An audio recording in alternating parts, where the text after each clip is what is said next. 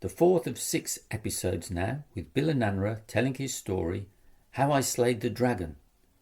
Episode 4. Peace Breaks Out. Hi, it's Billa. Welcome back, guys. So as I was saying last time, I joined some course including the Peace Education Programme.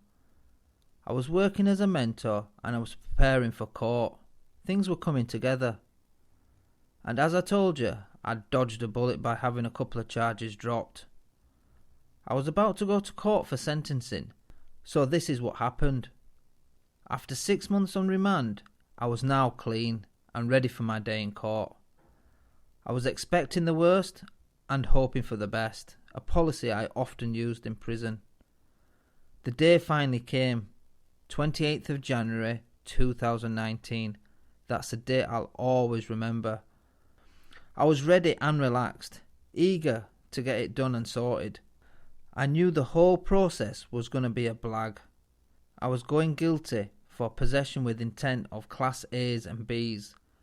I was expecting around 5 years for the 4 charges. With the help of my solicitor, I found a really good barrister who had an excellent track record, QC Khan. After speaking with him, I felt good that he was representing me.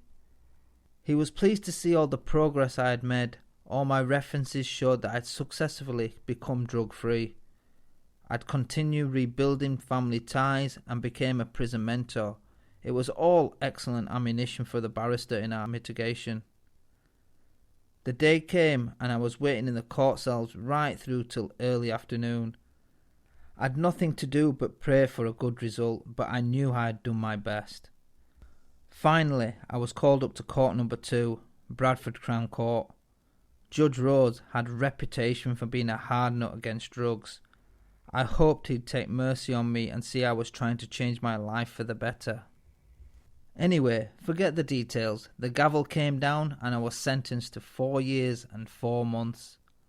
I was happy with the result, but what I didn't realise till later was that if I'd only got 4 years or below, I would have been eligible for tag.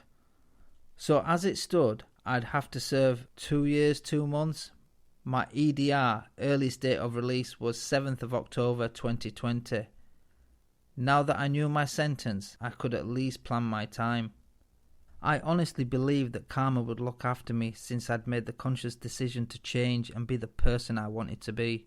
And after court, I wanted to continue building on that. My next objective was to get to Cat D. I had to serve half of my 2 years and 2 months. With remand time, I had about 7 months to go. I thought I'd stay in Leeds and go from there as opposed to going to Cat C first. Not long after, I became a red band prisoner as the library orderly. I had the best job in prison. I got to move around all the other wings. It was a great routine for me. Every Thursdays I continued to volunteer and facilitate the PEP workshops. For me, the PEP was the thread or the rope that tied together everything else I was doing. I was able to appreciate life even though I was in prison. I started to wake up being thankful for the things I had as opposed to what I didn't have. This gave me the space to mentally take myself out of prison and not get stressed out about the environment. Soon enough, I had more good news. I finally moved off Beirut with Mo to A-Wing, the so-called ISFL or Incentivised Substance Free Living Wing. We moved into one of the cleanest and nicest pads on the wing, with ensuite. A few months later, as I was making things as comfortable as possible, I got caught slipping. As you guys know, there's a lot of jealousy and haters. One evening on B-Wing, 2 guys jumped me from behind. I covered up as best as I could and stayed on my feet, but came away with a right shiner and a busted nose. It was done when everybody was coming back off the yard. There were screws there in seconds, so I didn't have a chance to fight back or have a straightener. That's how sneaky some people are. They take the coward's way out. I didn't even get a chance to see who it was. It turned out I didn't even know them. Someone had paid them to do the hit, probably for some spice. As you all know, prison's a close environment. Word travels fast. I was hot gossip for the moment until the next incident, which was never far off. Next morning, in spite of my new look, I didn't want to hide away. No, I went to work. Everybody was surprised and couldn't believe what had happened to me. Actually, a lot of people were even pissed off. Because you have to remember, I was helping a lot of people with different things as a prison mentor. I found out later that somehow the situation got sorted out. Karma's a bitch. What goes around comes around. I guess if you want to make an omelette, you've got to crack a few eggs. But I didn't let the whole situation slow me down. I continued with PEP and all my other roles, adding Shannon Trust Mentor to my arsenal. That was helping prisoners with reading and writing difficulties. As I kept busy, time flew by. The Xbox helped with my downtime, but what a liberty. £200 for something you can buy on the street for 30 quid. I bought it as an investment, and it was worth it for all the games I played and for all the movies and tunes I had on the hard drive. It killed a lot of time. Around this time, I tried to order some tracksuits from M&M and Sports Direct, but as per usual, things would be out of stock or someone had ripped the pages out of the catalogue, so I had to phone my brother to get the codes. Luckily, my canteens were always fat. I had a couple of G's which lasted for my full sentence, and I got help transferring my funds to my prison account. I was always thankful I didn't have money worries and that I didn't need to ask anyone for anything. On A-Wing at the time, there were a solid group of lads. We all looked after each other, and I had a good network of people boxed off from the servery lad to the laundry lad to wing barber.